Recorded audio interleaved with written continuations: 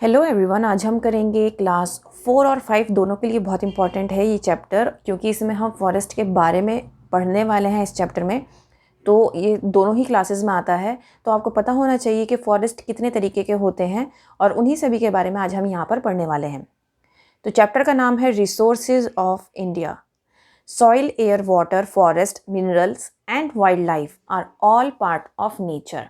ये सभी जानते हैं कि soil, air, water, forest, minerals और वाइल्ड लाइफ ये सभी हमारी नेचर का पार्ट है, जिसको हम कहते हैं natural resources.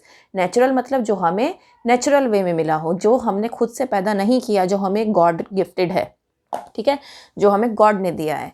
We depend on them for our survival, और हम जीने के लिए इन सभी नेचुरल रिसोर्सेज पर डिपेंड करते हैं। किस तरीके से डिपेंड करते हैं?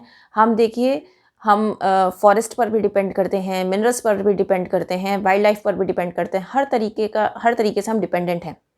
अगर वाइल्ड लाइफ नहीं होगी तो इकोसिस्टम जो है, हमारी जो नेचर का जो इकोसिस्टम है वो बिल्कुल बिगड़ जाएगा, जिसकी वजह से क्या होगा, बहुत ज़्यादा किसी भी एक चीज़ की आबादी जो है वो बढ़ जाएगी। जैसे कि आपको पता होगा कि जो छोटे प्लांट्स होते हैं उसको डियर खाता है, फिर डियर को लायन खाता है, ठीक है। इस तरीके से जो ये एक साइकिल है ये चलती है, ठीक है। इसी को हम क्या कहते हैं, एक इकोसिस्टम चेन कहते हैं।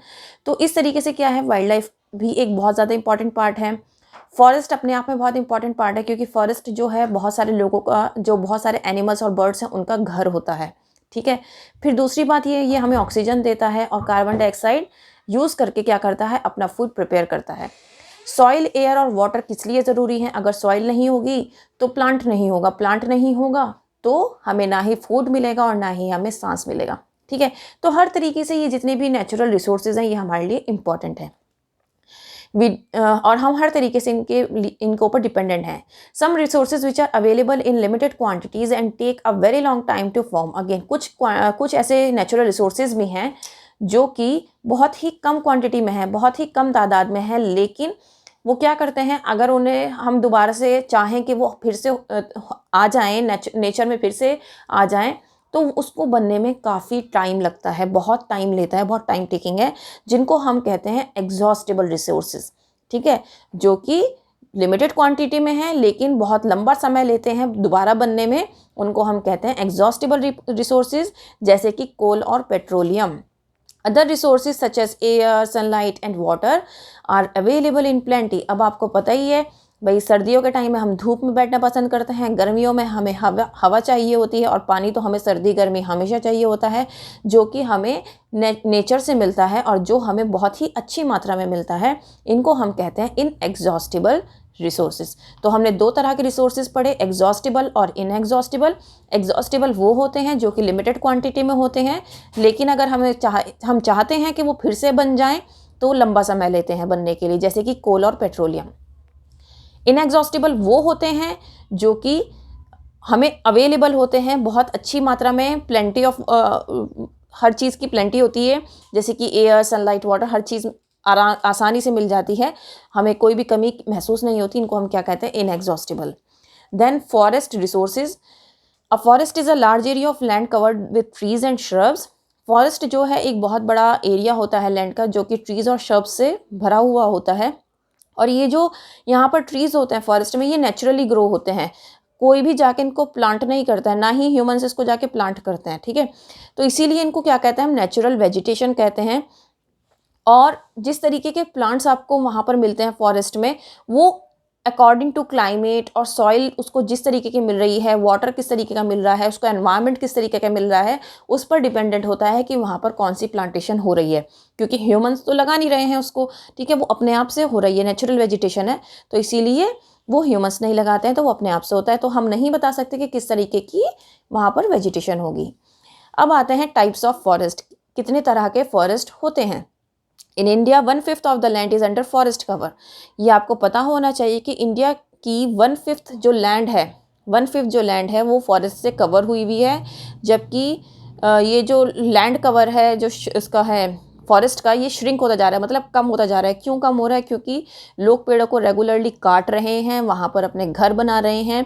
इसीलिए आज के टाइम में वन महोत्सव का बहुत ज़्यादा चलन है कि आप ज़्यादा से ज़्यादा क्या करें, पेड़ों को लगाएं। पेड़ों को लगाने से सबसे पहली चीज़, जैसे कि आप देख रहे थे कि दिल्ली में लास्ट ईयर क्या हुआ था कि पॉल्यूशन की छुट्टी हुई थी। पहली बार शायद ऐसा हुआ था कि पॉल्यूशन की छुट्टी हुई थी, जिसमें बच्चों को स्कूल से 10 से 15 दिन की छुट्टी दी गई थी गवर्नमेंट ऑफ दिल्ली की तरफ से। ठीक है, तो वो क्यों हुआ था? क्योंकि पेड़ों की कटाई ज़्यादा हो रही है और प्लांटेशन कम से कम हो रहा है। तो इसीलिए कहा गया था कि भाई आप जितना ज़्यादा हो सके प्लांट्स को लगाइए, ताकि आप जो आबो हवा है, जो पॉल्यूशन है, वो कम हो सके, क्योंकि प्लांट से क्या होता है, पॉल्यूशन कम होता है। There are 5 main types of forest in India. Main types 5 तरीके के होते हैं फॉरेस्ट।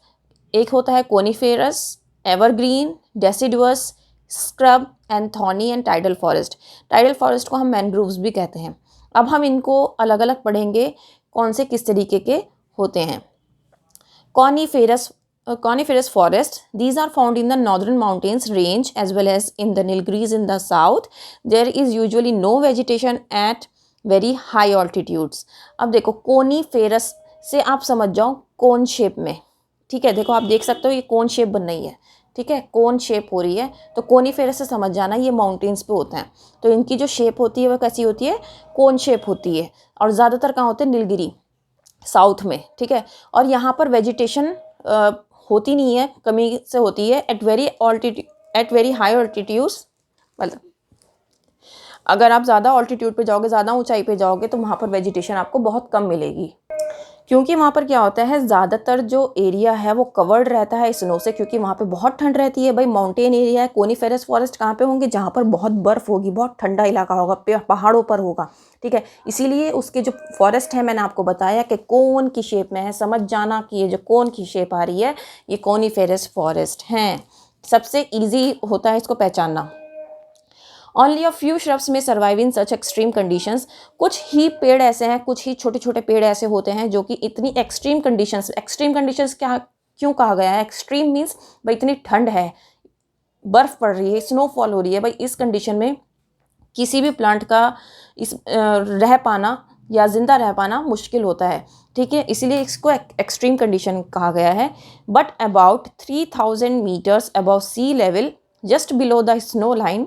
अब क्या होता है, 3000 metres above the sea level मतलब सी लेवल से 3000 मीटर ऊपर, लेकिन स्नो लाइन से जहाँ पर स्नो पड़ती है उससे नीचे क्या होता है, कोनीफेरस फॉरेस्ट जो हैं वो पाए जाते हैं। अभी तक हाई ऑल्टीट्यूड्स की बात हो रही थी, पहाड़ों की बात हो रही थी, वहाँ पर कोई वेजिटेशन नहीं है। लेकिन जहाँ पर स्नोफॉल हो रही थी, अगर उससे थोड़ा सा नीचे उतरोगे तो वहाँ पर क्या मिलेगा आपको, कॉनीफेरस फॉरेस्ट मिलेंगे। और जैसे कि स्प्रूस, फर, पाइन, देवदार और चिर। These trees are tall and have needle shaped leaves. इनकी जो शेप, लीव्स की शेप होती है वो नीडल होती है, मतलब बिल्कुल बारीक होती है, जो अगर आप एक बार को चबाओगे ना तो वो चुभती है, आपको तकलीफ देगी। ठीक है, और ये ट्रीज़ जो होते हैं बहुत लंबे होते हैं, बहुत टॉल होते हैं। एवरग्रीन फॉरेस्ट, ये एवरग्रीन फॉरेस्ट जो है ये बहुत ज़्यादा ग्रीनरी फैलाते हैं, क्योंकि ये हमेशा रहते हैं, ऑल ईयर अराउंड रहते हैं। ये ऐसा नहीं होता है कि सीजनल होता है, ये हमेशा आपको मिलेंगे। ठीक है, एवरग्रीन ट्रीज़ होते हैं जो रहती ही रहते हैं। ये ऐसी जगहों में भी पाए जाते हैं जहाँ पे अच्छी मात्रा में बारिश हो, जैसे कि अंडमान निकोबार आइलैंड्स में, उड़ीसा में, और ये वेस्टर्न घाट्स में जहाँ पर बहुत ज़्यादा बारिश होती है, ये वहाँ पर ज़्यादा पाए जाते हैं। इबोनी, महागनी एंड रोजवुड, ये एवरग्रीन फॉरेस्ट के कुछ मेन ट्रीज़ हैं जिनको आपको याद रखने हैं। ठीक है, नाउ डेसिडुअस फॉरेस्ट कौन से होते हैं? Unlike the evergreen forest, trees in deciduous forest shade there leaves in the dry season. अब देखो, अभी तक हमने दो तरह के फॉरेस्ट पढ़ लिया, एक तो कॉनीफेरस और एक एवरग्रीन। कॉनीफेरस में कोन शेप थी, एवरग्रीन में क्या था, वो हमेशा से ग्रीन रहते हैं। और ये कहाँ पर मिलते हैं, जहाँ पर ज़्यादा रेनफॉल होती है। भाई जहाँ पर प्रॉपर वे में आपको हवा, पानी, धूप सब मिलेगा तो पेड़ भी अच्छे से रहेंगे। ठीक है, और ये हमेशा हर सीज़न में मिलेंगे। लेकिन जब हम डेसिडुअस की बात करते हैं तो इनको हम मानसून फॉरेस्ट कहते हैं, मतलब कि एक टाइम पे पतझड़ के मौसम में ये अपने पत्ते को झाड़ते हैं। ठीक है, पत्ते जो झड़ते हैं ना पतझड़ के मौसम में, तो वो कौन से ट्रीज़ होते हैं, वो होते हैं डेसिडुअस फॉरेस्ट। ठीक है, ये ज़्यादातर फुट हिल्स में पाए जाते हैं, नॉर्दर्न माउंटेन रेंजेस में, जैसे कि डेक्कन प्लेट्यू में, आंध्र प्रदेश में, उड़ीसा में, बिहार में पाए जाते हैं। और इसका जो एग्जाम्पल है वो है टीक, साल, शीशम, महुआ। तो ये जो एग्जाम्पल हैं ये हैं डेसिडुअस फॉरेस्ट के example. Next one is scrub and thorny forest. Scrub और थॉर्नी फॉरेस्ट कौन से होते हैं?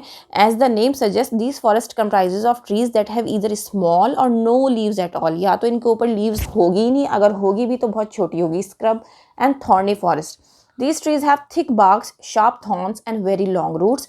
इन ट्रीज की एक खासियत होती है कि मोटे जो तने होते हैं बहुत मोटे होते हैं और शार्प थॉर्न्स होते हैं, मतलब कि उसमें कांटे होते हैं जो आपको चुभते हैं। बहुत गहरी रूट्स होती हैं। They are hardly plants that are able to survive in the dry desert areas without much water. मतलब ये आपको डेजर्ट एरियाज में नहीं मिलेंगे, ठीक है। They are mainly found in अच्छा, ये बहुत ज़्यादा ड्राई होते हैं, सही बात है। ये आपको डेजर्ट एरियाज़ में मिलेंगे क्योंकि ये हार्डी प्लांट्स होते हैं। सॉरी, मैंने गलत पढ़ा था। ये हार्डी प्लांट्स होते हैं जो कि आपको कहाँ पर मिलेंगे? ऐसे एरिया में मिलेंगे जहाँ पर ड्राईनेस ज़्यादा होती है। जैसे कि राजस्थान में बहुत ज़्यादा ड्राईनेस होती है, तो वहाँ पर क्या मिलेंगे आपको? इस तरह के पेड़ मिलेंगे। राजस्थान, मध्य प्रदेश, कर्नाटक, आंध्र प्रदेश, तमिलनाडु, उत्तर प्रदेश, मतलब इन जगहों पर आपको मिल जाएंगे। डेट पाम्स, कीकर एंड बबूल इसके कुछ एग्जाम्पल्स हैं। अब होते हैं टाइडल फॉरेस्ट और मैनग्रूव्स। ये आपको जो रिवर्स के आसपास जो डेल्टाज होते हैं ये वहाँ पर मिलते हैं mangroves. These forest are very dense and wood obtained from the trees is very hard. ये जो होते हैं ये बहुत ही डेंस होते हैं, मतलब बहुत घने पेड़ होते हैं, बहुत घना जंगल होता है मैनग्रोव्स का। और यहाँ की जो इनकी जो लकड़ियाँ होती हैं वो बहुत हार्ड होती हैं। जैसे कि सुंदरी tree found in the Sundarbans. Sundarbans में एक ट्री पाया जाता है जिसको कहते हैं सुंदरी tree. And another common tree found in tidal forest, जो कि टाइडल फॉरेस्ट में पाया जाता है। ये एक उसका अलग अनदर पार्ट है इसका, ठीक है। सुंदरी ट्री ही है जो पाया जाता है। Now conservation of forest. Conservation, हम इसको कंजर्व कैसे कर सकते हैं? फॉरेस्ट को बचा कैसे सकते हैं?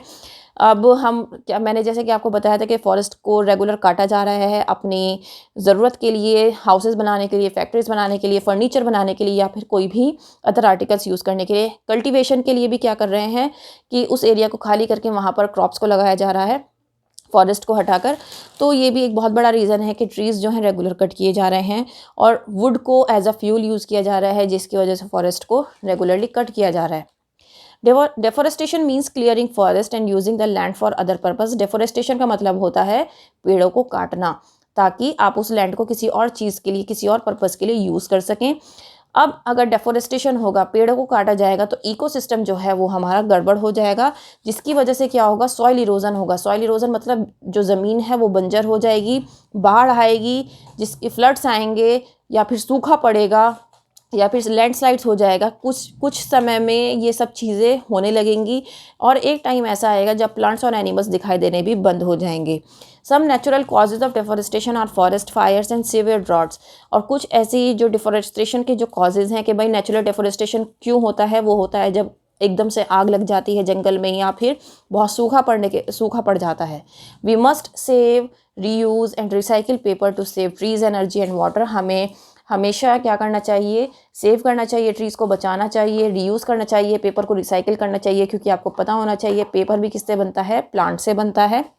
और एनर्जी और वाटर को भी बचा के रखना चाहिए, जिससे क्या होगा? हम ट्रीज़ को बचा सकते हैं। Reforestation is the planting of new trees. Reforestation का मतलब होता है हम कोई नया पेड़ लगा रहे हैं और जहाँ पर लैंड, फॉरेस्ट लैंड जो थी उसको डिस्ट्रॉय किया था, वहाँ पर हम नया पेड़ लगा रहे हैं, तो रिफॉरेस्टेशन हो रहा है। Afforestation is the process of planting seeds और saplings on non forest lands. Afforestation का मतलब होता है हम उस जगह पे प्लांटेशन कर रहे हैं जहाँ पर कोई फॉरेस्ट लैंड थी ही नहीं। रिफॉरेस्टेशन और एफॉरेस्टेशन में डिफरेंस सिर्फ इतना सा है कि रिफॉरेस्टेशन मतलब री करना, दोबारा से करना। जैसे रिप्लाई का मतलब होता है कि जो आपके पास मैसेज आया उसका रिप्लाई करना, ठीक है। सेम ऐसे ही है रिफॉरेस्टेशन, मतलब जहाँ पर पहले से प्लांटेशन हुई भी थी, जहाँ पर पहले से एक जंगल था, वहाँ पर फिर से आप एक जंगल उगा रहे हैं, वहाँ पे फिर से आप प्लांटेशन कर रहे हैं, ठीक है। एफॉरेस्टेशन में क्या होता है कि आप प्रॉपरली सीड्स लगा रहे हैं, सब कुछ करना, लेकिन जहाँ पर बिल्कुल भी प्लांटेशन नहीं थी उस लैंड पर आप ये काम कर रहे हैं, ठीक है। अब नेक्स्ट आता है wild life resources. Wild life resources कैसी हैं? Forest and wild life go hand in hand. जो फॉरेस्ट और वाइल्ड लाइफ हैं वो हैंड इन हैंड जाती है, मतलब वो इंटरडिपेंडेंट होती हैं एक दूसरे के ऊपर। Along with the preservation of forest, wild life in India also needs to be protected. भाई जिस तरीके से हम फॉरेस्ट को वो कर रहे हैं, प्रोटेक्ट कर रहे हैं, प्रिजर्व कर रहे हैं, इसी तरीके से वाइल्ड लाइफ को भी ज़रूरत है कि उसको भी प्रोटेक्ट किया जाए, क्योंकि बहुत सारे जो एनिमल्स हैं उनको हंट किया जाता है अपने यूज़ के लिए, फ़र के लिए, स्किन के लिए, या फिर हॉर्न या टस्क्स के लिए। To conserve wildlife, certain forests have been designated as wildlife sanctuaries। बहुत सारे वाइल्ड लाइफ को बचाने के लिए बहुत सारी क्या करी गई हैं, वाइल्ड लाइफ सेंचुरीज बनाई गई हैं, नेशनल पार्क्स बनाए गए हैं, ताकि जो हंटिंग और किलिंग है उसको प्रोहिबिट किया जाए, उसको स्ट्रिक्टली रोका जाए। Anyone caught poaching is punished. और अगर किसी को पकड़ लिया जाता है कि भाई वो उसको मारने आया है या शिकार करने आया है तो उसको पनिश किया जाता है।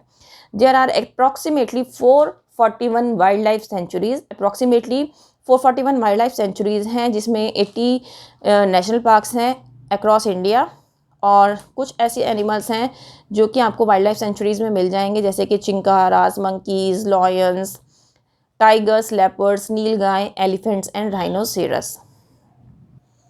तो अब आप ये देख सकते हैं कि यहाँ पर एक मैप दिया हुआ है जिसमें आपको बता रखा है कि कहाँ पर कौन सी सेंचुरी है, नेशनल पार्क है, वाइल्ड लाइफ या सेंचुरी है, और कौन से स्टेट में है। तो आपको ये बिल्कुल अच्छे से याद होनी चाहिए, इसको बिल्कुल अपने दिमाग में बिठा लीजिए, और इस मैप को भी अपने दिमाग में बिठा लीजिए, क्योंकि ये बहुत पूछा जाता है। अगर अभी नहीं पूछा जाएगा तो 5th में आओगे, 6th में आओगे, 7th में आओगे, ये आपका पीछा नहीं छोड़ेंगे, 10th तक भी। मैप बहुत इंपॉर्टेंट होते हैं एसएसटी में, तो इसको बहुत अच्छे से करके चलिएगा। उम्मीद करती हूँ कि ये चैप्टर आपको अच्छे से समझ में आया होगा। अगर अच्छे से समझ में आया है तो लाइक शेयर ज़रूर करना, चैनल को सब्सक्राइब करना बिल्कुल मत भूलना। That's all, thank you.